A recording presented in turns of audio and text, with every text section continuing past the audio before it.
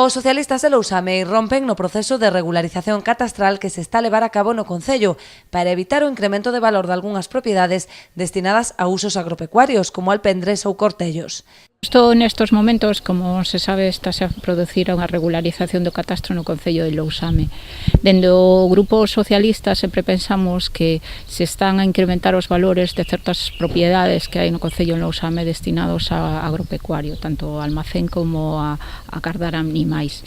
Consideramos que esa é unha prioridade para o Concello, porque é un Concello fundamentalmente rural e a nosa subsistencia, o uso, o autoconsumo incluso, ¿no? Piden a través da recollida de sinaturas que este tipo de propiedades, en moitos casos anexas ás vivendas, estean exentas do pago do IBI. Vamos a recoller firmas entre os veciños para que o Concello, na parte que lle corresponde, porque en realidade o imposto, o IBI é un imposto municipal, un imposto sobre bens inmobles municipal, e será o Concello quen decida que partes se abonan ou non de certas propiedades. Entón, o Concello pode regularizar e pode facer unha reducción completa das propiedades que se destinen a estes usos e que estes usos non paguen cuota do IBI.